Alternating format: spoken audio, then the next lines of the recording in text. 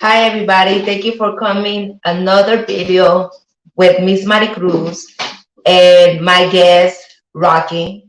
We're gonna be talking today about the struggles, about the upbringing from childhood, from beating, foster care, what else? Abandonment. Abandonment, and how that affects your life now and what makes you who you are now. So we're gonna start with my husband because, like you guys know, he's a little bit older than me, so he has more experience with life. So he has more of a long history of surviving, if you want to call it. So let's start with you. What can you tell us about your childhood that made you be who you are right now, and the things that made you the person that you become now? Um, hi guys, I'm Rocky. I'm Mighty Cruz's husband. Um, to get in the subject about this matter is a really touchy subject with me due to the fact that I had a rough upbringing, me and my siblings. Um, we grew up in foster care. So some of our siblings, they grew up in foster care, got attached to the foster care, and some of us didn't. The fact that the thing is though is that like growing up in foster care is not an easy life. I understand that. Some people are blessed to be adopted. You know, they go through um as they would say like orphanages. And They then go into the system. yeah, and then there's CPS, you know, child protective services that take you away from your family and stuff like that. With me and my family, we grew up with drug addicted parents. Um, That's what it lead you guys to, in a way, to be broken, right? That's when you guys were like pushed and sent to a foster home, to the system, jumping from home to home, and being with these type of different people. So my question when it comes to that, can you tell me a little bit when it comes to what is one of the experience or kind of the experiences that you had when you were in a foster home or Foster agency. yeah, can you tell me like how the people will treat you? Do you ever try to not get attached, or do you get attached? Do you see the difference between their own child to you? The difference how they treated you or how they treat you? Do you feel the difference? Or you feel the welcome mean, the love? What That's a can you lot of tell us? questions, wrong. What can you tell us about that situation, like living in a foster care and being with random family? Well, in foster care, there's a lot of situations. Okay. One, the reason why I got took to foster care is because CPS took us away from our mother. Mhm. Our mother was a drug addict, um, and she was a drug addict for a long time. Even though my mother was very educated and graduated college and everything, she still did drugs, and she chose the drug path instead of her family path. Secondly, as far as foster care comes to itself, um, I went through 11 different foster homes in 10 years, and I only ever got attached to one.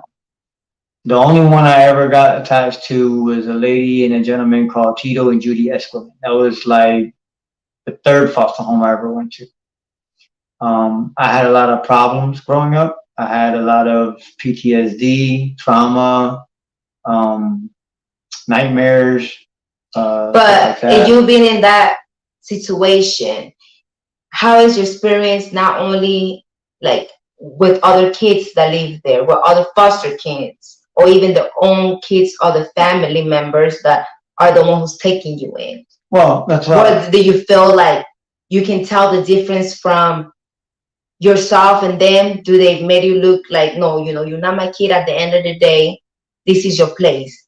Or do you make them feel like, okay, you're in the family, you're welcome in your family, you're part of us? There was some foster homes that were like that. That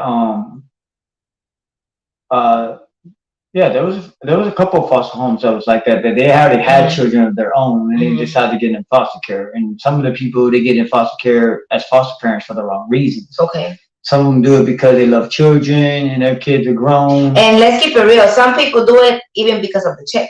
That's what I'm about to get to. You know, a do it lot for of the people check. that I noticed in the stories that I heard from random people is that most of the people that get kids, some of them, yeah, like you said, is because they want kids, and some of them because they, they want to give a chance or a home to somebody that is in need of home.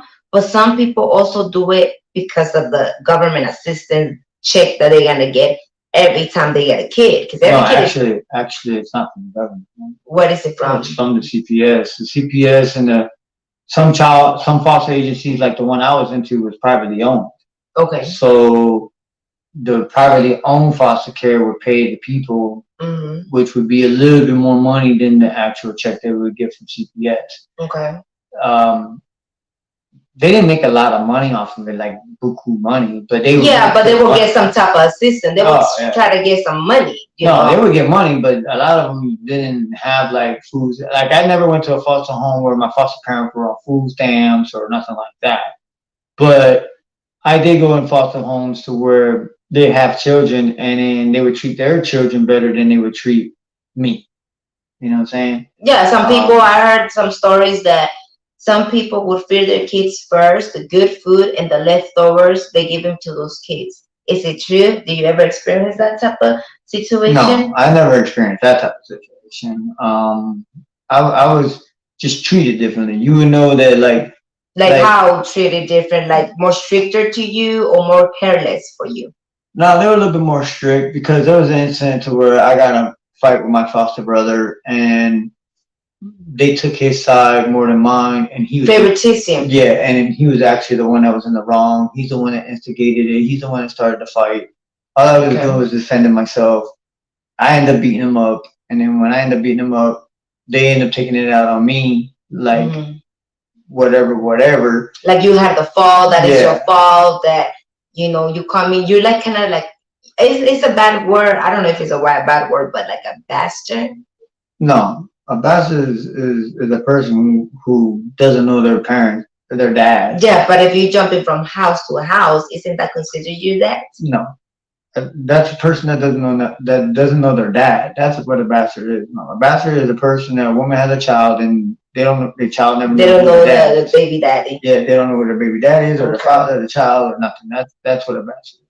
No, okay. So, do you experience anything else like when it comes to, like molestation, rape, or you like experience just bad situations like a risk, or not only that, like did they kind of like traumatization? Because now we jump into trauma. Do you have big traumas that you can say that is popular on kids that jump from home to home? You don't have to go detailedly, but you can say like you did got some trauma that normal kids that are pushed to that situation go through.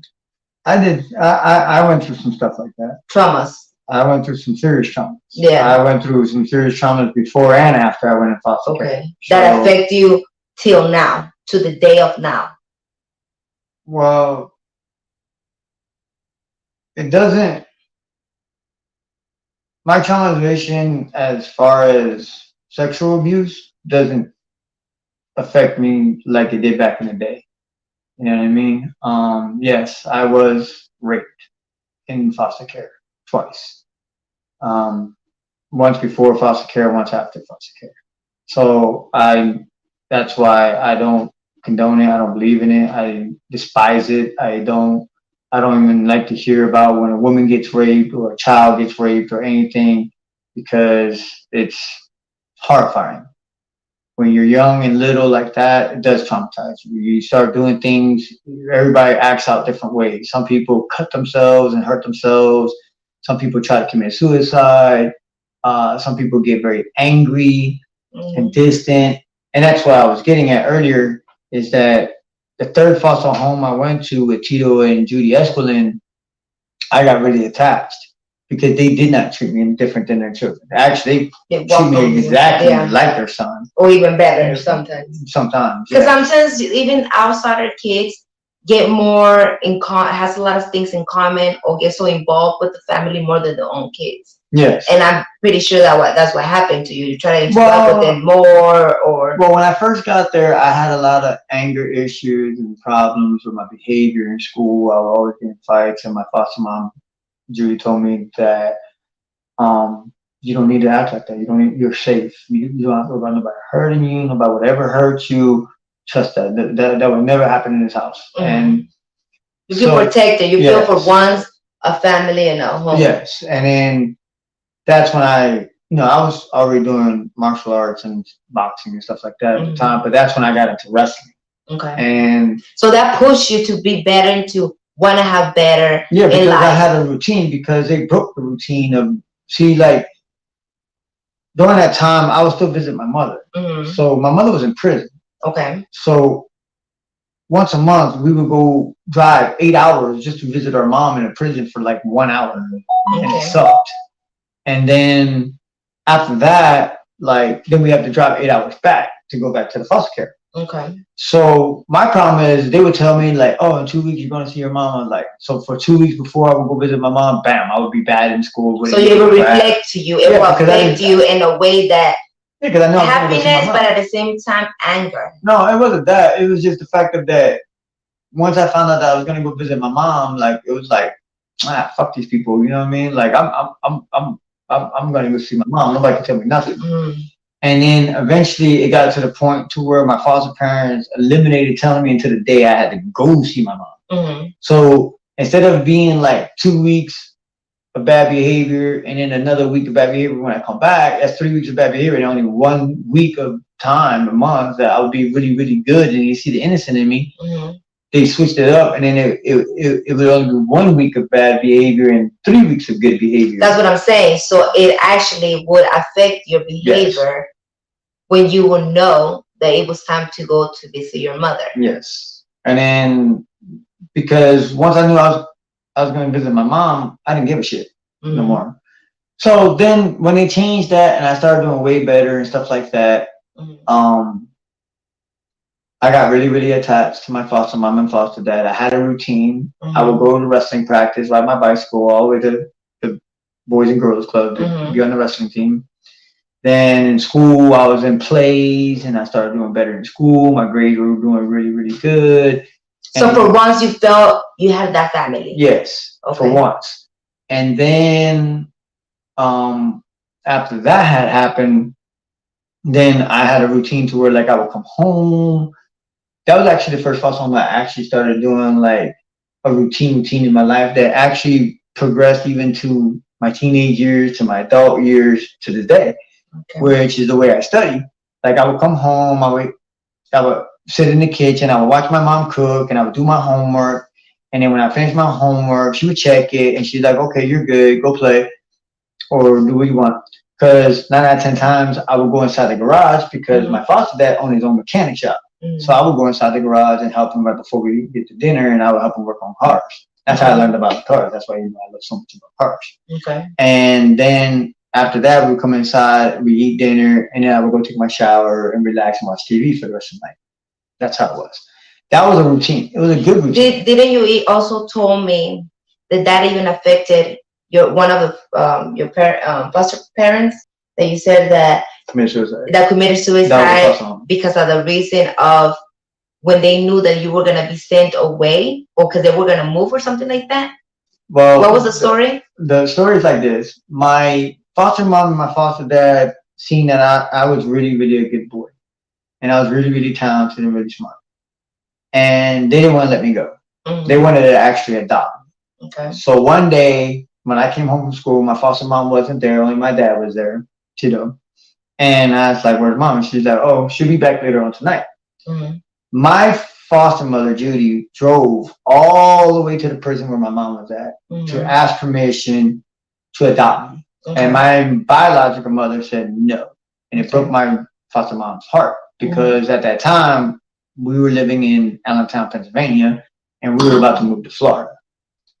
And And when we were about to move to Florida, my foster mom cried and cried, and then the next day, because they got attached to you. Yeah, they got attached to me too, as much as I got attached to them. Okay. I fell in love with them. You know, I called my mom and dad, my foster mom and dad. Mm-hmm. Like that was like the real first foster mom I ever really called mom and dad. Okay. And then so when my mom denied me, it broke my dad's heart. What do you mean your mom? Oh, your mom denied you to get adopted. Yeah, my biological mom. And then my dad, my foster dad, it broke his heart because like I was the son, like he had his own sons. Yes, he has two sons and a little girl. Okay. It was Freddie, was my one brother. I couldn't remember the other little brother. And then Elizabeth was the youngest baby. She was a baby when this all happened, when I was about to leave. Okay. And my foster mom was crying, but my foster dad, he didn't really show no emotions, but from what I was told, he was crying a lot. And then, so what happened is he moved the family to Florida after I got removed from the foster home to another foster home. And one day when I was in school, my counselor, my caseworker, came to my school, picked me up, took me out, and broke it down to me that my actual foster dad, Tito, committed suicide in my bedroom because my bedroom was in the attic. So I had the whole attic, which was kind of cool. Mm-hmm. And you know, like unlike other kids, you know, they don't normally pick their rooms, but I got to pick my room, and I wanted the attic because it was all big and spacious, and I was able to do my martial arts training. I can shoot my bow even out of my own room, and you know, I practice my wrestling and you know all kinds of stuff. So I would even take my bicycle all the way up there and fix it, you know, change tires or whatever, hook up my bicycle and stuff. So my foster dad actually hung himself in my room, and I like broke down and cried. And then after that moment, when I found that out, even when I was in new foster care, I promised myself that I would never get attached to another foster ever, and I never did. I never got attached to anybody ever again because it was like, why? Why get attached to a family that if you know it doesn't belong to you? Yeah, and then like my mother deprived me of a different type of future. So you can say that you can blame a little bit your mother of the path that you took after that, or you think that it just that's what it just had to be, like, you know, that's just destiny, or you really blame your mother? No, I blame my I blame for a long time. I couldn't blame my mother because I loved my mother. You know, I was a mama's boy, but I wasn't like a mama's boy where like I'm 30 something years old and I still live at home with my mom. No, hell no. I was a mama's boy to where like I respected my mom no matter what. At the end of the day, she was my mom, and nobody was gonna tell me nothing else. No matter what, good things or bad things. So practically, you knew where you came from. Yeah, I always knew where I came from since I was like 3 years old. So when I got in foster care, I was like 4.5. Dino had just turned 4. Mm-hmm. Jason was like 2.5 going on 3, and January was like 6 months, 8 months old. So we grew up in foster care, and we were from Philadelphia, from the hood, you know what I mean? But the thing is though, is that like people don't realize though, is that when children act out certain ways, it's not because they're acting out because they want to. They're acting out because it's pain. They're hurt. Yeah, because the situations that they're in that they don't know how to deal with, because they really don't want to deal with it, because they're so accustomed to their childhood. And then there's another flip side of that coin too, though, to the fact of that, like, you know who your real parents are. So if you know who your real parents, I mean, unless you're fortunate to be like my sister, that was, she found, you know, she knew who my mom was because she was only a baby and she grew up, we've seen her in prison and shit. But when you grow up in foster care and you know who your parents, biological parents are, oh, it's a different world. And it's a different, because it's like, who are you? You're not my mom. That's how you talk to them. You're like, F you. You're not my mom. You're not my dad. You can't tell me what the hell to do. I'm here just to be here until my mom comes home and gets me. So you get rebelled. The rebelling, is that saying? Rebelling? Yeah, that's how you get when you get in that type of, like, kind of forced to be somewhere where you don't need to be to. You just don't have no choice. But you just have to fucking deal with it, you know? So, But it's not like rebelling like you are when you're a teenager. It's a rebellion when you're like little. It's more harsh. It's more cool. It's more hardcore because you already know who you are. You know what I mhm. mean? So, like I said, though, it's a different world, and I don't.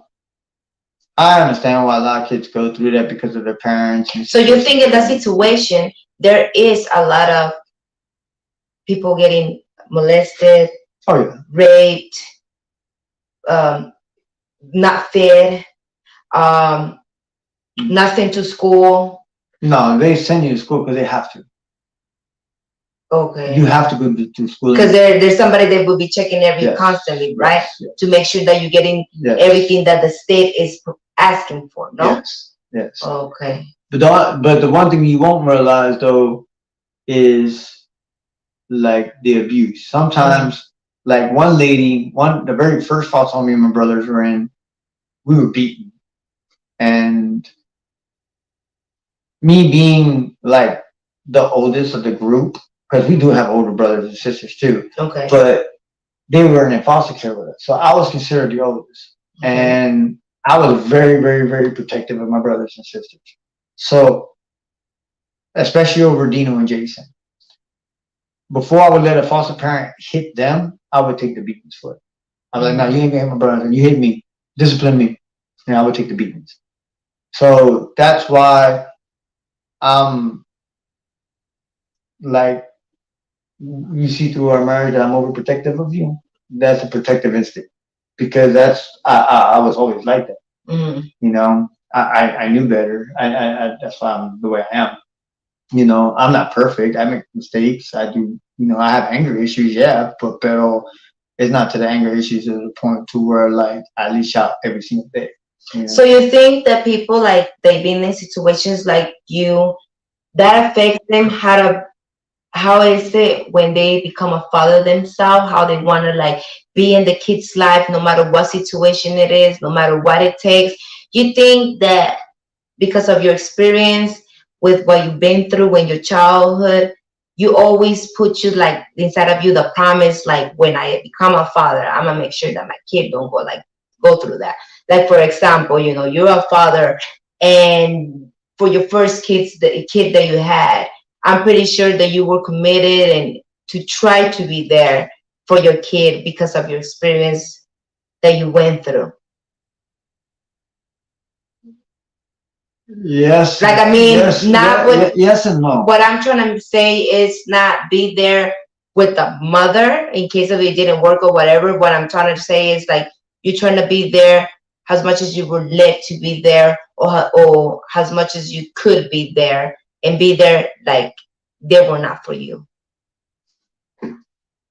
I love all my kids, and you see the way I treat Remy. Remy is your daughter, and I treat her like she's my own, and I love Remy like she's my own. That will never change. I do. I love Remy. Remy Ma's my baby girl. You know what I mean? That she's always gonna be my little cheekies. And the way I treat Remy is the way I treat all my kids. I don't show no favoritism. I don't treat anybody better than anybody else or anything like that. I just happen to be in bad circumstances, with their moms, and that's fine. I can live with that. But I'm always going to be there for my kids. My kids know that. The thing is, though, is that I broke the cycle of where I was raised because you got to remember, one, I was born on heroin and cocaine. And drugs. Drugs. I was born on heroin and cocaine, and my mother was an alcoholic. So with that being said, I knew since I was very little, seeing my mom do that I never wanted to do that stuff, and I never did. I never did any drugs. I never tried drugs. I don't want to, and I will never want to try drugs. So not even weed. I never even tried that. So with that being said, I chose a path to break the cycle and be better. Like my mom was in prison, my dad was in prison, my real dad was in prison. So because of that, I don't want to be like that either. I didn't want to be. So that's what I'm saying. So that made you choose a path that you would not want to take. Yeah, but not all cases are like that. Yeah, because some people turn out to be they don't break up the chain. Exactly. They end up doing what they're known or they're raised like, and that's in general in life. Like, for example, like there's mothers that they don't know how to be mothers, and the mothers that they never had, they end up treating their kids the same without thinking that they're treating their kids the way that they probably were treated. Maybe you don't hit your kid, but sometimes in other ways, in other situations, you're still treating your kids the same or still going with the chain. It's up to you guys to try to cut the chain, to do something better and to live different and do something better, a better uplifting, Yeah, uplifting. uplifting with your kids and with your life. But that's true, mamita. But the best advice that I can give anybody in that situation, honestly, to tell you the truth, if you're in foster care or if you're adopted child or whatever the case may be, you need to learn how to be able to coexist with the families that you're with, to be able to have that type of bond so that way you can have the proper guidance. If you don't have the proper guidance, no matter what they say or do or whatever, you're never going to change. I got lucky. I got lucky, and my brothers got lucky, and my big sister got lucky because we had proper foster parents. We had good foster parents. Yeah, but there's some crazy and psycho people and everything else that you don't even know who are you going to be sent to. You practically like gambling yourself to see if you choose a right family, a good family, or. But sometimes, but in foster care, it's not like that though, Mom. You don't have a choice. If you do bad in this foster home, they're gonna take you out of that foster home and put you in another foster home. So it's not like you just like kind of like a ping pong. Yeah. So you're like a ping pong. They'll be taking you here and there. Back and forth. That's it. Yeah. Until you get into a family where you feel comfortable enough to be attached to, and being able to feel like that. That's where you get the lucky breaks. Like me, had I stayed with my mom my whole life as a youngster, all the way up to my teenagers or whatever the case may be, there would have been a 75% chance that I would have been on the streets for sure. Yeah, living what I'm saying? Living the same way my mom did, trying drugs, experimenting, out there doing my thing, da da da da da. Don't get me wrong, I'm not a saint. I did some dirt, but my dirt was extended to the point to where I knew to survive. Yeah, I had to do what I had to do to survive on the streets compared to people who do it because that's what they're used to and that's what they're around. So they think it's okay to live like that. No, it's not. You make a choice in life of what you want to do. You know what I'm saying? Now, granted, do I have some effects that happened to me that I regret? That yeah, I absolutely do, because when my mom during high school, my mom went back to prison. I was on my own. I had to do what I had to do to survive, and because of that, I lost a lot of opportunities. I lost some scholarships. I love to go to prestigious schools and everything else. So, do you think there's a big percentage of people that grew up in foster cares or in a system that they don't have a bright future, or do you think those are the people that mostly makes it? The percentage of a foster child making it successfully without falling in the same footsteps other. Right. The believe it or not, what people don't realize is that growing up in foster care or growing up with adopted parents, the percentage of surviving in this world and being successful is actually high. It's at like 80-something%. Okay. Believe it or not, it's over 80%. It's the child that decides to choose a path that they want to go down, depending on the age that they got adopted or went in foster care with. I chose to go down a different path because some of the foster homes I went to were like, I don't want to sound racist of any kind. They were white. They were white. So I lost a lot of my life. Everybody knows that when you have white education, like what I mean by that is like go to good schools, right. Good school, where there's nothing but white people, you're going to get the best education because that's where the money's at, and it's not sounding racist, it's just the truth, if you go to a white school compared to a public school or not a private school, you get an okay education than when you go to a name public school. In a private school, you get like a little bit more, you open a little bit of the doors to be a little bit more successful, more faster, like than when you're coming from the bottom and coming to public school and everything else, because you don't have that in your resume, that the schools that are behind you that, can help you. Yeah, because it's like, I'll show you an example. One of the schools, well, a couple of schools. Like I went to Bishop McDevitt. Okay, Bishop McDevitt is a Catholic school, so that's why I know about religion and everything else as well. And you learn that. That's one of the courses you have to take in Catholic school in high school. A lot of people don't know where Bishop McDevitt is. Bishop McDevitt is in Harrisburg, Pennsylvania, which is the capital of Pennsylvania, which is the same school. If anybody's a San Francisco fan, then you know where Bishop McDevitt is because the running back is Ricky Waters. So um, Ricky Waters went to Bishop McDevitt. So then you got Bishop McDevitt. It had a couple of minorities in there, but the one school that I really remember was CBE's. CBE's was super bad because CBE's was how can I say this? CBE's was like out in the country. It was country hick boys, but it was a really good educated school. It had a pretty decent wrestling team and everything else. But like when I went to that school, there was like 2 African Americans and I was the only Hispanic. Okay. Everybody was white. It was crazy. And I got in a lot of fights in that school because of that. I mean, because I'm an outsider, I'm a city boy, I wasn't a country boy, you know what I mean? There was a lot of problems with that. So, but I had to cope with it.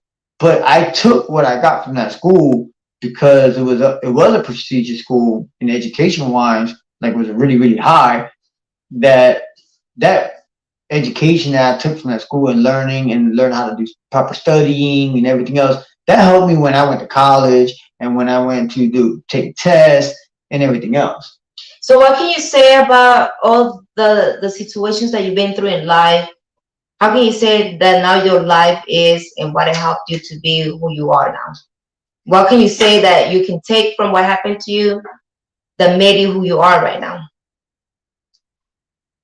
What made me what I am right now is the drive and the determination, just like my brothers and my sisters, especially my brothers. But you like a person yourself. Me personally, yes. I made me drive is the fact of that I try to keep my nose clean as much as I could. I try to play sports to get me off the streets so that way I wouldn't be on the street doing stupid stuff and, like everybody else I know, don't get me wrong, I hung out with a lot of bad boys and I was around the bad boy crew. But the thing is, though, is that I was more sheltered from it, especially in foster care because I had a curfew. And because I had a curfew, I had to be home at a certain time.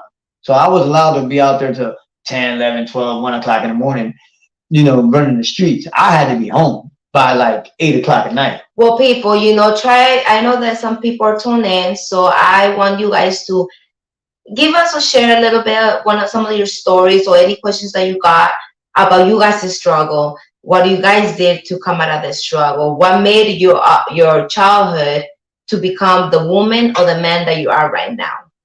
I want to give a shout out to Mrs. and Mrs. Berman and everybody who's tuning in. I want to say a shout out to Jennifer Maganda for tuning in, Luis Fares or Oros for watching, Gerardo Ayala for watching, Chimba de Ayala, keep watching, and also, comment. Let me introduce a little bit to the Spanish speakers that are here. Estamos hablando un poco sobre la vida de nuestra niñez hasta nuestra madurez, hasta nuestra vida de papás, de todas las experiencias que hemos vivido, que hemos pasado, que nos han hecho a las personas que somos ahorita. Por ejemplo, mi esposo, él ha estado en el sistema como, por ejemplo, de las personas que el gobierno les quitan a los hijos, a los papás y los mandan al sistema, los adoptan otras personas, están en otras casas. Y él está contando un poco de su historia, qué es lo que ha vivido en esas situaciones, qué experiencias se ha topado viviendo en casas ajenas, en casas que los han adoptado, los niños que pasan por eso, como por ejemplo, pasan por maltratos físicos, sexuales, a veces no les dan de comer, los tratan diferente a sus otros hijos, o a veces los tienen allí solamente porque agarran un cheque que solamente agarran por tenerlos allí y por, prácticamente por beneficio los tienen a los niños allí. So, es de eso lo que estamos hablando ahora un poco, y como mi esposo ha estado en esas situaciones, él está contando un poco de esas experiencias. Contó de que él estaba con una familia y que la familia se apegó mucho a él, que al último lo que pasó, que la señora que lo adoptó fue a hablar con su mamá biológica a la cárcel, porque la razón que él no estuvo con sus papás biológicos porque eran drogadictos y porque el Estado se los quitó a su mamá y su mamá fue a la cárcel. Y la señora que lo adoptó fue a hablar y a preguntarle a su mamá en la cárcel que si lo podía adoptar, y la mamá dijo que no, que porque ellos iban a mover a Nueva York, y la mamá dijo que no, que él necesitaba a su hijo cerca. Entonces lo que hizo el señor, porque se apegó mucho a mi esposo, de la depresión, se suicidó. Se suicidó en el basement, donde era el cuarto donde estaba Rocky. Se suicidó, se colgó, y es todo lo que pasó en esa situación.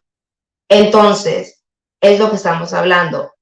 ¿Qué es lo que pasa cuando la gente se apega a otros niños y de verdad les dan la buen como protección, casa, hogar, a los que los maltratan, a lo que es solamente beneficio?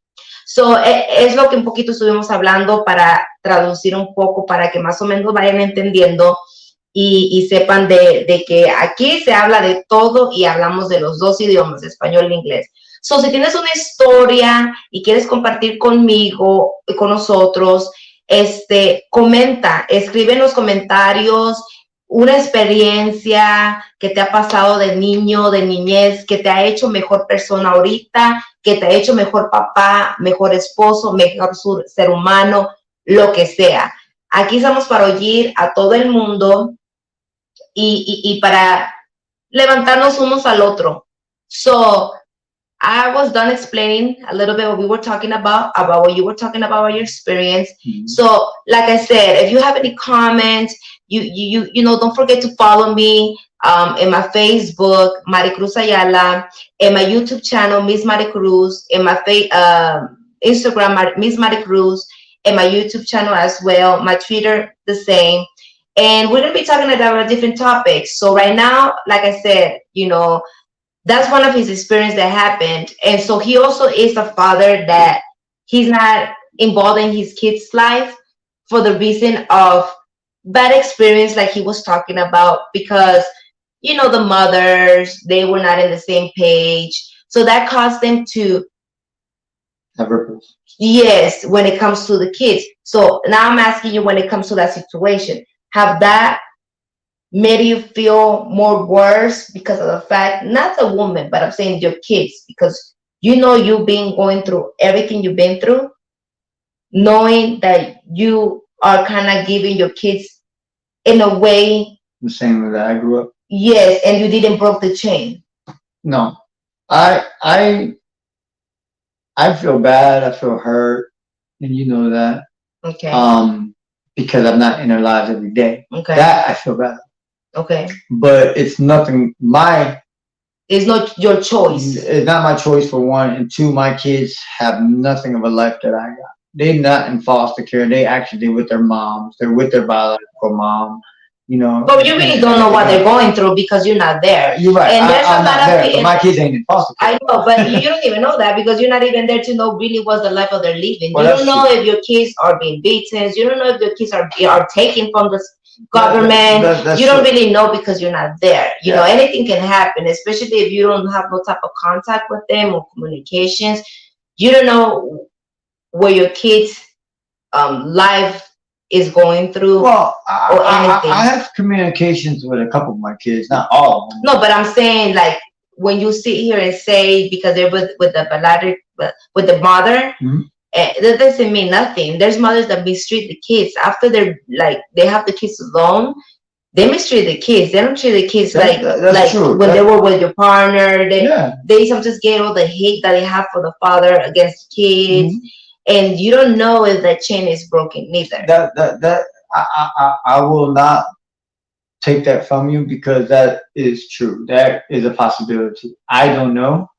Um, and I would hate to find out if something like that would ever happen because especially when like when relationships broke up and the other opposite relationship starts a new relationship. You don't know how the stepfathers, the stepmothers are to your kids.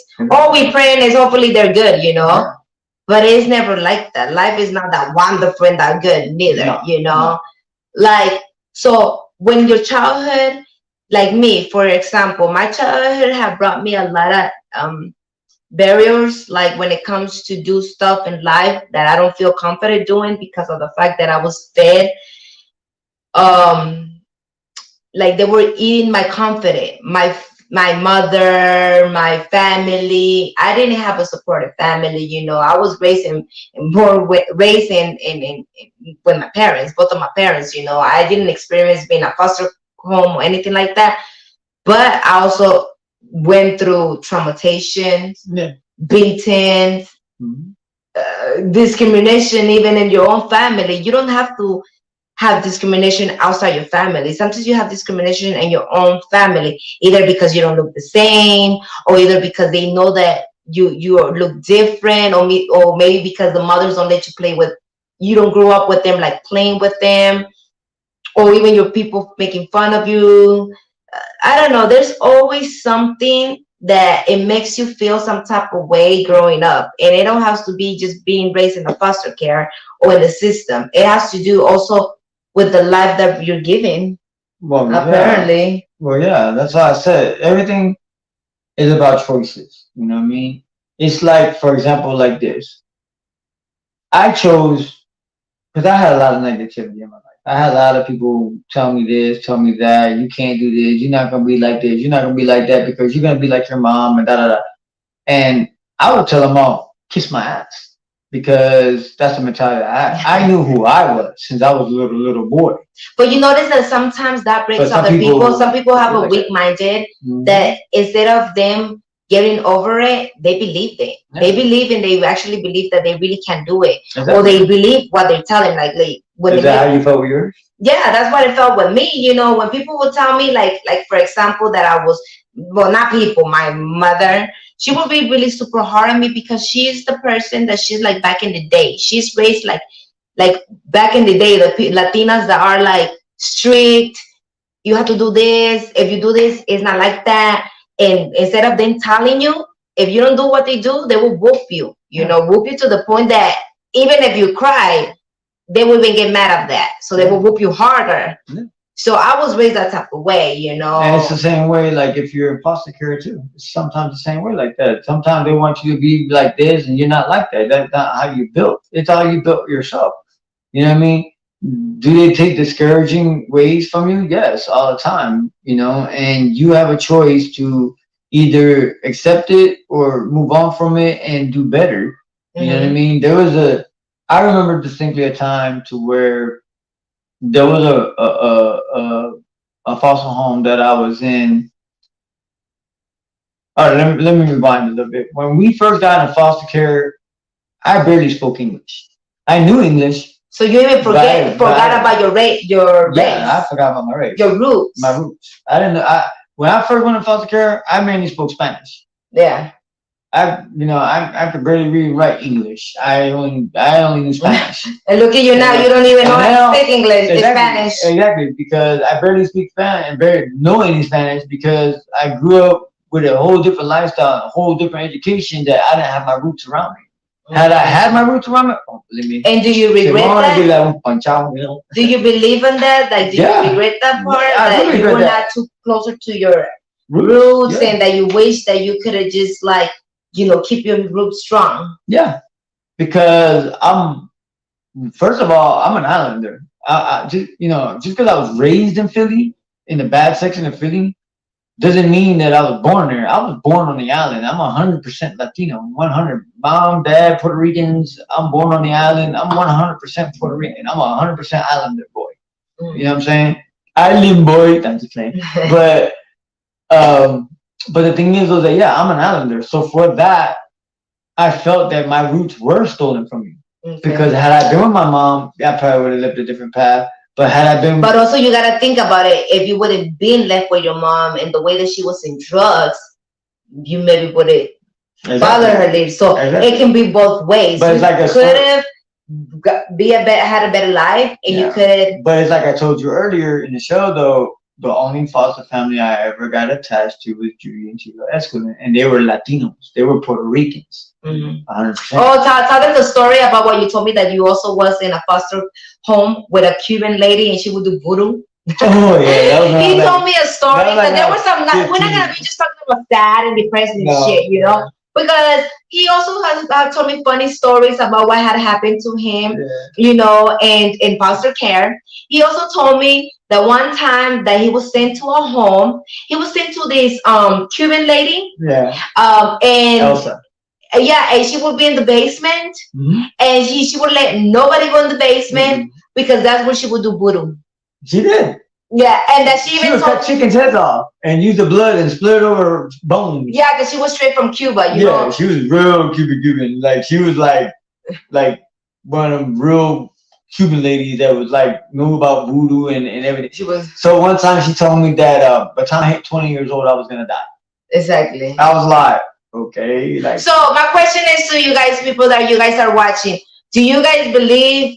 And now we're gonna jump to another subject because, like, I know I don't want this show to be so depressing or so sad and everything. It's not depressing, guys. Look, guys, it's like this.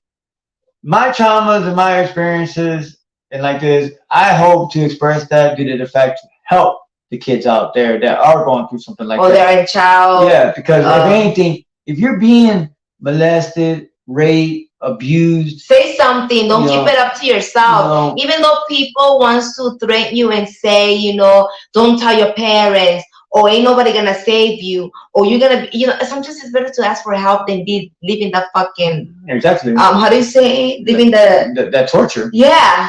You know what I mean? Because like that's what it is. Because see, this is why you have kids out there that want to commit suicide.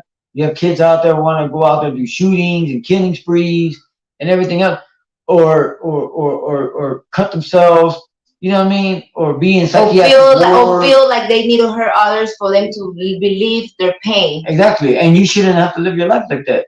Because why? Because you're, you know, the only thing I could tell you, kids that are growing up in foster care, take advantage of the system. Take advantage and learn. Like the system is taking advantage of you. Exactly. Learn, get your education. Get a good degree, be smart, use what you need to use to get what you need. You don't have to get attached to the foster people. You just having a place to live so that way you have a better life for yourself. So it can help you be independent. So when you're ready to hit the 18, 21, you out of there, you're dependent, you know how to survive. Exactly. So I mean, like if it wasn't for my foster parents and some of my foster homes that were really, really smart, I wouldn't know how to pay bills. I wouldn't know how to wash my own clothes. There was a time when I first got into foster care, actually before I even went in foster care, with my aunt, my own aunt took me and my brothers in. True story, guys. True story. I didn't know how to eat food. I was a kid that gave all of his food to his little brothers and sisters so that that my aunt was cleaning her house one day, my Aunt Maria, and she pulled behind her couch to clean behind her couch, and all the drywall had holes in it because I was breaking the hole and eating the drywall. Yeah, he will eat the dry paint, right? Yeah, I would eat the paint and the drywall. You know, guys who do construction, they know what drywall is. Yeah, you know what I mean? And it's very poisonous. It can kill you. It's and like that's being a baby. And that happens when you were a baby, no? No, that happened when I was like 3 and 4 years old. Exactly. What happened when I was a baby? That's a little kid. When I was a baby, I would rip off my diaper and eat my own shit. Oh wow! You see, that's what I'm talking about. When people go to struggles like this, you see what to that extreme they go to be able to survive. You gotta do what you gotta do to survive. If it's eating your own How do you say it in a nice Young, way? Now saying it. young shit. How do you say it? Feces. Feces? Mm. Yeah, because I don't want to be causing too much, okay? This for the cousin. Not today. Oh, whatever. Your, You said your, that word twice. Nah. your feces and your pee and everything, that's part of surviving. You gotta do what you do if you No. really want to survive in this life and make it in this It's not. life. It's not just that. If look, it's in your blood. You know what I mean. If you're a fighter and a survivor, then you're gonna survive. I was in an incubator for the first 3 weeks of my life. I wasn't a preemie. I wasn't. I wasn't a preemie by no means. I was born on time. I was just so malnourished and so high on heroin and cocaine Because of his mother. because of my mother, and she was getting high while I was in her womb and stuff. That I came out like that. That I didn't think I was gonna live. So they had to put me in an incubator where I had to get oxygen and everything for 3 weeks, first 3 weeks of my life. Mhm. They didn't know I was gonna survive or not, and I fought it. I survived. You know what I'm saying? Like, So you can consider yourself that you always been a fighter. Like you never let yourself beat up from nothing and nobody. no, I've been beaten up. I've been beaten up in my life, mentally, emotionally, physically, How? because that's what it does to you. That is the trauma. That's where the trauma comes from. Yeah, because also when the trauma, maybe you like when you're awake, you might be strong enough to take it because you're not that little person no more, and now you're a grown ass man that you can defend yourself. Yes. But also when you're asleep, because I have lived it with him. Like I said, I don't have traumas like that big. She gonna put me on blast. You This is know. the hot seat now. Yeah, this is a hot seat moment. Hot seat, spicy caliente. There you go. So what happened is that every time he goes to sleep, and you can tell when somebody has trauma because I noticed that a lot of people, like for example, like him, when he goes to sleep, he twitches, he sweats, and he shakes. Those are the three things that he does when he's asleep. And sometimes he wakes up like panicking, because and then he wakes up the next day and he doesn't even remember that he remembers he had nightmares, but he don't remember that he was going through all the physically with his body. And I notice a lot of people when they go to trauma, when they're little, they used to pee the bed. They used to like what other things could like kill the drama and trauma could do Just have a lot of nightmares. nightmares. They're quiet, they isolate themselves, they corner themselves to the corner. But sometimes it's not just isolated. They hurt themselves, they cut themselves, or they try to hurt others. they hurt animals. Oh. Those are the ones that become killers. No, for real. Some of them. I'm gonna say all that, mom, because I'm not a killer like that. I kill animals. I'm gonna tell you something. I was watching because I like to watch because I'm gonna tell you something. My one of my things that I want to do when I was growing up, I wanted to do what is it? Forensic science. You want to become a forensic detective. Basically. Yeah, that's what I wanted. The career that I wanted to take. For whatever reason, I didn't end up doing it because there we go again with when it comes to your family putting you down or your mother or whatever. Mm-hmm. So I didn't end up choosing that path. Okay, so I guess I'm those people that you don't get to have your dream, what you wanted to do in your career. So what you do is just leave it through your eyes, I guess. So I watch a lot of forensic files, First 48, CSI, and believe it or not, wives. But believe it or not, though, we watch episodes to where they'll tell you the true answers until the end, and she would figure it out like. I get so into it because, like I said, that's my dream frustration. I guess you want to call it like that. Dream frustration. Yeah, that's the dream. That's an oxymoron. I guess I don't know. That's like two things completely opposite, and you make them in one sentence. Whatever, they understand what I say. Like I'm like kind of like a dream that I always wanted to do, and that I didn't, whatever reason, I just didn't end up doing it. So this is what happened. So we were watching yesterday, right? What was we were watching 3, the one that was crazy. What was it? The murder or something? We were watching about a case about, when he was over there outside, I was watching about a case about a girl that is called, I got killed because I reject him. Oh yeah, yeah. So she, I guess, got killed because of the fact that this was the maintainer man that was in the apartments. Right. Her family lived in Florida, and she lived in, I guess, in California, and she lived by herself in the students apartments that for college. So Dorms. the dorms. So I guess one of the maintainer dudes that had the keys and everything was already taking her out and asked her out. So she was being nice enough and be like, no, thank you, but no, a nice way to tell him that she's not really interested. But she didn't stop. He didn't stop. So he was pursuing her. Into one day she was like, about to get a flight. He figured out how to get in the apartment. He killed her, and nobody found out nothing about her. Into the family was wondering where she was at. They couldn't get a hold of her. They thought that the cell phone didn't have no signal because she was in the airplane when she was about to leave.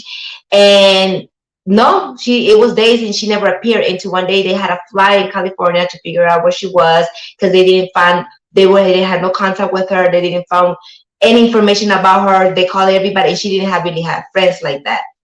So when she got there, um, they saw the same day the dude coming out of her apartment, and they confronted him, and they told him, hey, what's going on? Why are you coming out of her room? Oh, it's just that we had a party, and we had to get together, and I forgot my wallet in her room, apartment, whatever the fuck, in her room. I do, I guess. Oh yeah. And that's the reason that I end up going back to get my stuff back. And they say, yeah, we feel that you did something to her, because a couple of days before that she had complained that you are stalking her and not leaving her alone. So at the end of the day, they couldn't do nothing. The cops came in and gave his how to say it? His testimony. And they still didn't had nothing on him, so they let him go. So what they did, the family, they started spying on him, like following him. They saw him getting out of his car, like her blankets full of blood. So they called the cops. The cops came again and interrogated him. And then when they interrogated him, they still didn't find nothing on him. So they told him that they couldn't go to his apartment because they didn't have they didn't have a warrant to search his apartment to see if they found anything from the girl. And I guess he left somewhere else. So the thing is that he ended up not being guilty, because he never found guilty, because he was stalking her and everything else. I like to watch shit like that, like real story, real, like crazy dramatic and CSI murder stuff, because it's really what happens in life. I think that's what really happens in life. He does like documentaries. That's what it is. Yeah. You know what I mean? It don't matter if it's about that or if it's about like a World War II movie or anything that's related to documentaries. She loves. Yeah, we were watching the Snake Eye. We were watching yesterday Snake Eye, the movie. Yeah, but that's not. No, but I'm telling them what we were watching yesterday. Oh yeah. Yeah, we were watching Snake Eye. She loves that movie, believe it or not. Yeah, that's one of my favorite movies now. Yeah. Yeah. But like when it comes to documentary movies, like I remember when I remember we watched like 3.5 hours, 4 hours, the old school version of Cleopatra, because how I always tell you you're my Cleopatra. You know what I mean? Because it's kind of funny, guys. Like, believe it or not, like we're 14 years apart, and we met when I was 41 and she was 28. Mm-hmm. And what people don't realize is that if you know your history of Cleopatra, after she didn't work out with Julius Caesar, she got with Mark Antony, which was a general for the Roman Empire. And Mark Antony was 41 and Cleopatra was 28. That's the funny part. So that's why I call it my Cleopatra. That's the joke. That, and she loves cheetahs. So, and that's one of my dreams. Well, it's not my dream. That's one of my bucket list. In my bucket list, that when I go to any, because everybody has a bucket list that you're gonna go Egypt to go to places and everything else for your favorite vacations. Some people want to go to like Hawaii, Mexico, Cabo San Lucas, places like that. and I want to go to Egypt. I want to go to Egypt, Israel, like all the Egyptian stuff. I'm into Egyptian, that's one of my trips goal that I want to do. And I'm going to go. And when I go, I'm going to go live so I can show it off. Because for real, like, that's one of my goals that I really want to do. Well, I mean, I tell you, we gotta do it, man. You know what I mean? But like I said, though, guys, the main thing is like this, though. You gotta look at life and take what you can from life. If people bring bad things or negative things towards your way, then you don't have to choose to listen to them. You can always say, bump that shit. I'm not down with that. You know what I mean? But if don't let people you, force you to do something that you're not. We already have been told all our life until we're 18 years old what to do. Exactly. Once you're an adult already, I believe that you have the range of your life. That you don't need nobody to tell you when to shit, when to go to sleep, or what to do with your own stuff and with your life. But not all the time it's about people that's 18 and older. What happens to kids that are like young teenagers, 11, 12, 13, 14? Yeah, but exactly. You don't That's why I tell you, you don't need to listen to the negative stuff they tell you. Just take the positive and throw away the negative, because you have a choice to live your life the way you want to live it. You know what I mean? You have the choice to make your life the way you want to live your life. Exactly. And if you choose to do that, it's going to make it better for you instead of better for somebody else. You know what I mean? That's why I say, like, I chose my path to go down because I chose not to do certain things that I didn't want to do and I didn't feel comfortable doing. Don't mean that I didn't do bad things, but I didn't do bad things to where, like, I never got B&E burglary charges from anything. I never got convicted of a murder. You know what I mean? I never got convicted of all this stupid shit, So I kept my actual future kind of pretty clean, you know what I'm saying? But it doesn't mean that I didn't do bad shit, because I did. I just never got caught for it, majority of it, because I was smart. You know what I mean? Yeah, but you cannot be promoting bad stuff too and say, as long as you do bad things and you don't get caught, go ahead and do what you gotta do. No, I'm not saying to go do bad things. That's the stupidest thing. No, I'm not saying to go out there and do bad things, but I'm just saying, though, I had to do what I had to do to survive. And back then, you're talking about, this is like the 80s and 90s. That's a different time than compared to today. Here, everything's electrical, man. They got cameras even on the stoplights now, man. You can't even run a red light out there taking a picture right. You say, cheers, damn, bump that shit. So I'm not telling you to go out there and do bad stuff and try to get away with it. No. I'm telling you that you have choices to make to stay away from the bad shit. Exactly. And if you stay away from it and focus on your energy in something else, like your schooling, your education, or even sports. Like, I knew sports was my ticket to college, because I knew that I wasn't going to have money to go to college. And I didn't have nobody to be able to send me to college.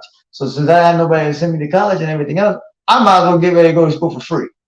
What I learned at a young age, stay good, smart in school, get my grades, play sports. But I chose sports to where I know that it's more about me than a whole damn team. Because let's say you go play football. You play football, you got 50-something other guys on the team. Man, your chances is 1 in 54 players. But I chose wrestling. Well, guess what? Wrestling is 1-on-1 in the same weight class. So it's me versus the guy on the opposite team. If I beat him and I make a good name for myself, then I got a scholarship. Same thing with like another sport. Well, I was good at baseball and I have partial scholarship for baseball too, though. But basically what you're saying is like, if you put yourself a goals, ain't nobody should come over here and break the dream and goal that you have. Don't do that ever. Don't. Why? You know what I mean? Like, that was one of your goals and your dreams, Mommy. That was to be a forensic detective. And that was taken. But your other goal was to become, a dancer.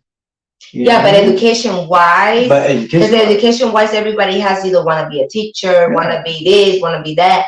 And my dream or my educational schooling stuff, I wanted to become a criminal justice. I wanted to be into criminal justice and stuff like that. But like I said, if you don't got the right supports around you, sometimes it's hard to go through that dream. Right. And especially if you have a weak-minded, worse. I don't think you were weak-minded, mom. I just think I that mean, when you're. you're I think you were just really obedient to the rules of your family the way your mom was. You were just more of an obedient person. You know what I mean? And there's nothing wrong with that. You know what I mean? The being obedient. It's just mm, you didn't know when to stand up for yourself and to say because you were young. Because you knew if you try to stand up for yourself, you know you would I'm get gonna in get my ass trouble. whooped. Exactly. There. You know what I'm saying? And there's nothing wrong with that. You know what I mean? Me, I was so used to the ass whoopers anyway that I didn't care.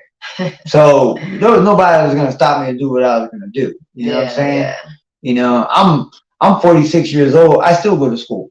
You know, I don't go to college or nothing like that, but I still continue with my education because So you I would believe in recommend myself. people that their education should never stop. No, As long as you're alive, no matter the age that you have, you should always try to educate yourself sure, to be better for yourself, sure. because you never know when you're gonna need that education to bring, what is it called?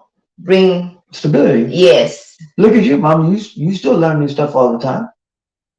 And when you do, you happy. Sometimes you get excited when you learn certain things. You know, so that's why I said, Yeah, that's like, true. you know, and all that's gonna do is make you a better person, a stronger person, and a more successful person. Hmm. You know what I mean? If it wasn't for the knowledge, the skills, the time of work that I put in and everything, I wouldn't make the money that I make. I wouldn't be doing what I do, Hmm. and we wouldn't be living like how we live. Right or wrong. So if I'm not stopping and I'm my age, what makes you think you should stop? No, I push you. That's one thing that I can say, since I got with you, and sometimes also you have to be able to get out of the place that is toxic. Oh yeah. For example, like I was always used to being in the same town that I'm from, and I didn't want to leave the town because I had my family, I had my mother, I had my daughter, and all I knew was that. So I was kind of like scared to get out of there. And when I decided like leaving that place in that town and leaving my kind of like the life that I knew behind, Mhm. I kind of knew that it was time for me to start fresh, start new, for me, not for my mom, not for nobody else, not from, even it sounds selfish a little bit, but it's just like some people sacrifice themselves once they have a kid. They're like, oh, I have a kid. Now I have to be where they're at, even though they're not with the mother or the father. But sometimes you give choices. And if they don't want to be with you, that doesn't mean you got to stop your life and kind of like throw your life away because of your kid. But who's a prime example of that we could use? My brother, Dino. Do you know? Hold on, I'm not done with my story. So, because for that, that's why I decided, like, when I met him, my husband, I decided to let that go. I decided to live in that family, not my roots, because everywhere I'm at, I know my roots. I know where I came from. I embrace my roots. I never claim nothing that I'm not, because that's what identified me. Yeah. It's my ID. Yeah. So because of that, that's what I'm trying to say. I moved away from the place.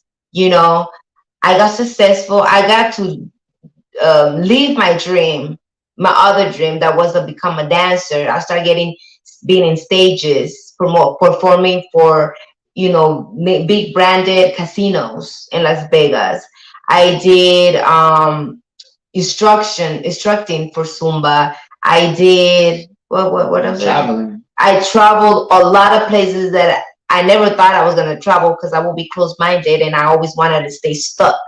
So that's what I'm trying to say. If you get out of the place that is not bringing you nothing positive or bringing you nothing in your life that that is making you happy or even fulfill you or even get you to the point that you're like, okay, I'm not where I'm at, but I can live with this, If it's not even getting you to that little bit of a point to feel like that, then you should stop being stuck and stop being, and you're in the wrong place. Yeah. And sometimes somewhere, it's like a person. You cannot be stuck with somebody you're not happy because you don't know who's out there waiting for you or the right one for you out there. Like me, I was in two relationships that for me were serious, and I was about to throw the towel. I was like, fuck, the dudes are this, the dude is that. I'm not saying they cheated on me. They never did cheat on me. But one was a mama's boy.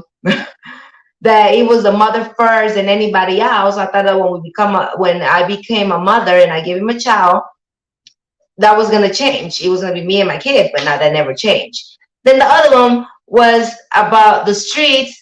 Um, what else? He was a low life, if you want to call it. And then I was like, you know what? Fuck that shit. Ain't no good man out here. Then you start putting in your head like, hey, this is for me. This is not for me. There's no good mans out there. But you're so used to that person that you'd rather stick to it because you don't really want to go through the stress and trouble to be like getting to know somebody else, to start all over, to give all that chance, strain, headaches. So that's when I decided that I didn't want to be with no man. But I was scared to leave the other last relationship. But then out of nowhere, he came in my life fresh when I left the other relationship. Not even a month after I was done with the other relationship. And we've been together since then. And I can say now that it was a good change, a good decision. And my scaredness was stopping me from moving on with the right direction, because everybody has a path, but also everybody has hiccups in between the path, obstacles in your path. They either you get stuck there and you're in the obstacle and it's a big old hole and you fall in and you don't know how to get out and you stay there, or either you figure out a way to dig yourself out of there and follow another path, or just continue to go. Because there's always somebody that's gonna make you happy. But if you set up for whatever you have, that means it's because that's how you like to live. You have. Now there's a thing that you said earlier a little bit ago. That you were talking about people that choose not to follow their path of their life and everything else, and I mentioned my brother. My brother has a bachelor's degree. He graduated college, and he put his life on hold for being truly successful for his kid. I don't knock him for it. I love my brother for that. I really truly do. He's a great dad. He's a great father. There's nothing wrong with that. So if you make that choice to put your children before your success, by all means do so. We're not knocking that. You know what I mean?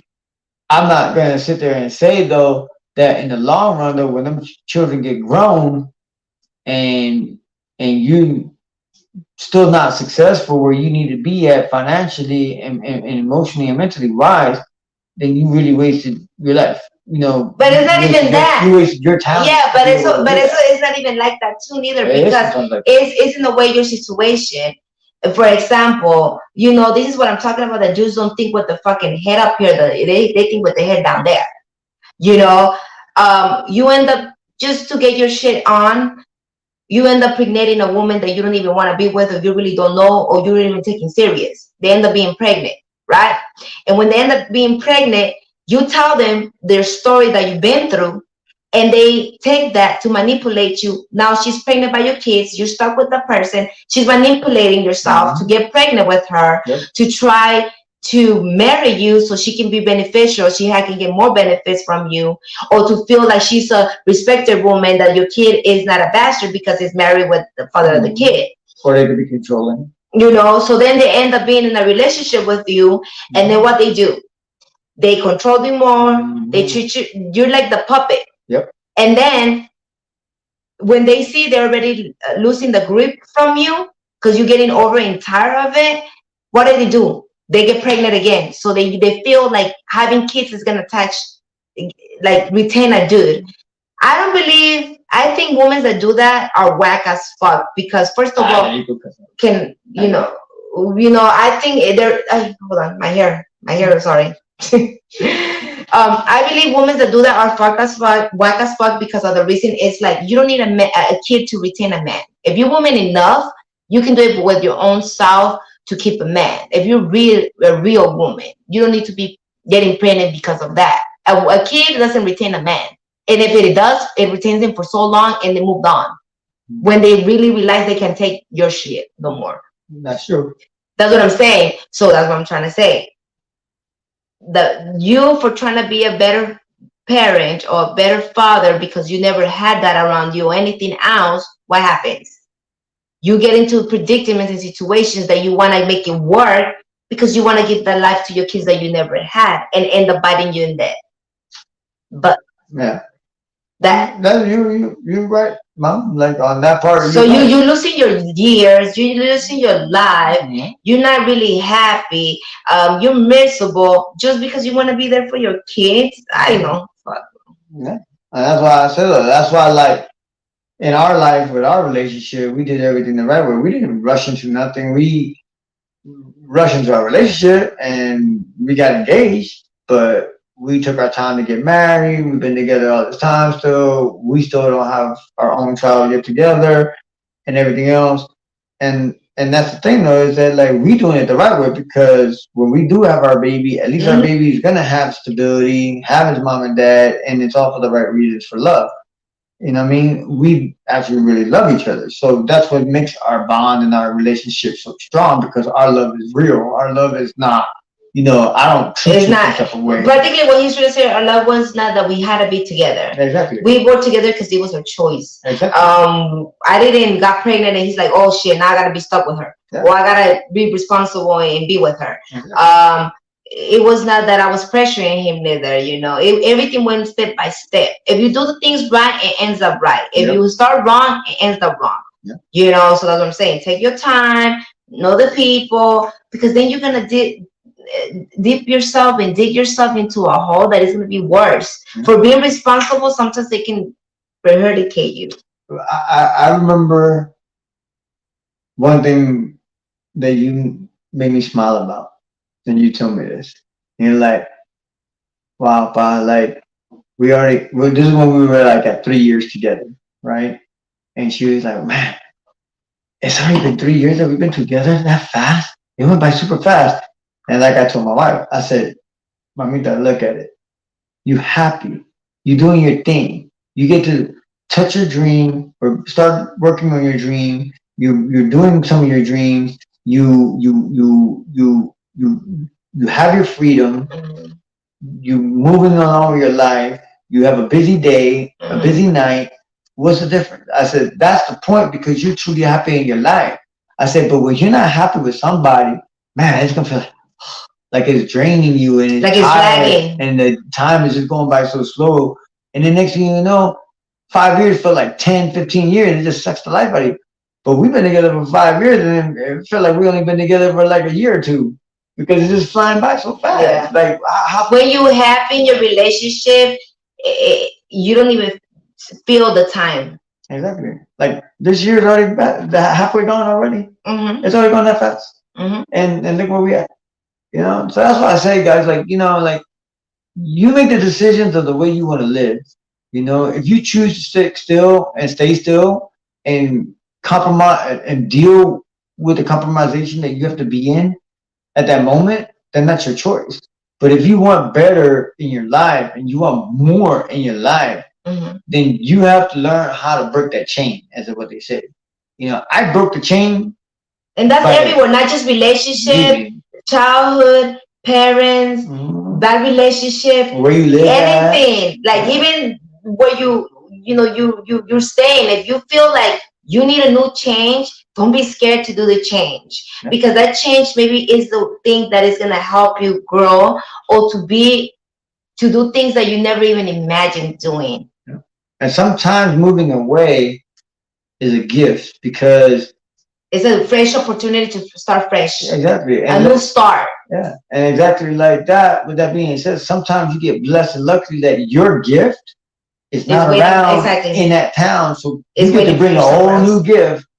And because sometimes your town is not probably ready for you. Exactly. Maybe they're not ready for your gift or your talent or the person you are. Maybe the town that you are you too good for the town. So you need to take it somewhere else. Exactly. Well, it's not that sometimes you're even too good. Sometimes they just don't appreciate it. Or they can acknowledge different. Exactly.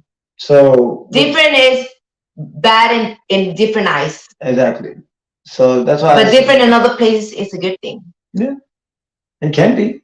It is. When you taste something different that you don't know what and you like it, then what? Well, yeah, of That's course. what I'm saying. Yeah. Sometimes different is a good thing if you give them a chance to taste, not taste it. You're not gonna be tasting the person, but I hope not. but yeah, well, what we're trying to say is just know, like, don't be scared to do the new changes and to break the chain. And if you're not happy, do whatever makes you happy. Move wherever you feel in your mind, because you only live once. And if you're gonna be living, live your best life now. And Especially if you're a grown ass person that you already can make decisions for your own, and nobody can control you, and there's nothing attaching you or holding you down. For more reason, you should be out there and be making your decisions for your own.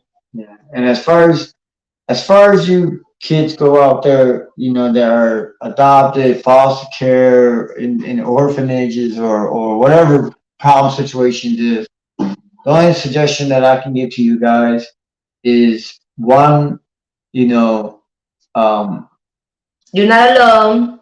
Ask for help. Don't be scared to ask for help. And make that be your strength. yeah, and then also make sure that you grasp onto as much as the free stuff and free education and good education that you can possibly get, and Milk it. yeah, I mean, because in the long run, it's going to benefit you. There's a lot of guys out there that are running and owning Fortune 500 companies, and guess what? They didn't have no easy And some life. of them grew up in foster homes. Yeah, some of them grew up abandoned, Exactly. so some of them grew up adopted. Some who grew up in the streets. Exactly. So just because you have a rough life doesn't mean that you have to Your make life is over. Yeah, it's not over. It's Don't barely starting, because then you know how to appreciate what you life, do have. and you appreciate what you gain, the double, and that's what the people that are successful. Yeah, because that's why I said this is why I said everybody's different. People who grow up with certain things and a certain lifestyle, they know that they have money, so that since they have money, they don't mind spending the money like this and Sometimes that. they don't Sometimes, appreciate exactly. it. And then some people who didn't grow up with money appreciate money a little bit more. You know what I mean? Because they never had it. So when they never had it, it's a lot to save your money and to buy something that you really want or something that you always desired. And when you do have that, You then appreciate you it appreciate it more. even more. So that's why I say, guys, just push yourself to the point to where you don't hold yourself back. Don't worry about what anybody else says or thinks. Because the minute you start doing that, then you're gonna start holding yourself back, and that is gonna be dangerous for you. Because Because that's gonna give you limitation to be successful not just in that, life. it can also put you in depression. It can hurt you physically, mentally, emotionally. You have anxiety.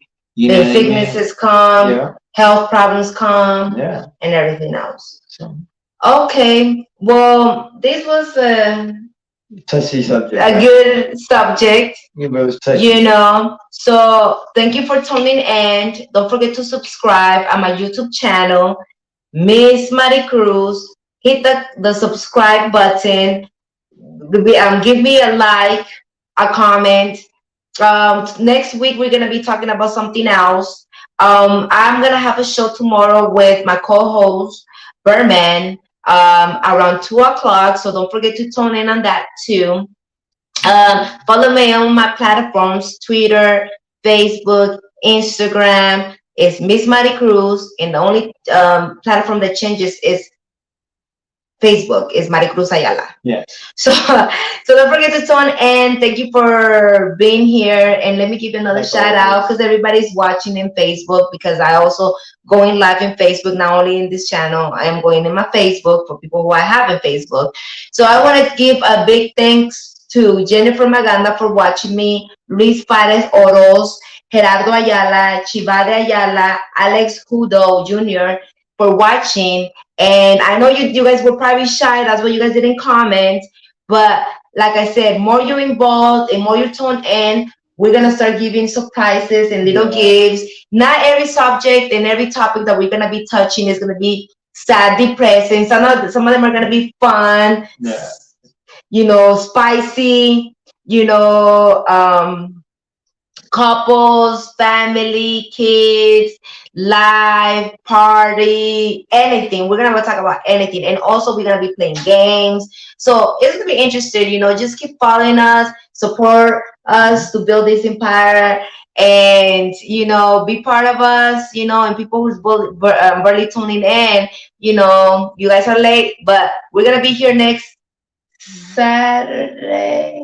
We're gonna be here next week. That's all we can say, because I'm not gonna be promising that we're next Saturday, but we're gonna be here next week. And don't forget to tune in tomorrow. Oh, you forgot to tell your people. I might be on the show. So don't forget to tune in tomorrow, because I'm gonna have a show, like I said. So I'll see you guys tomorrow, and thank you for tuning in. Peace. Peace.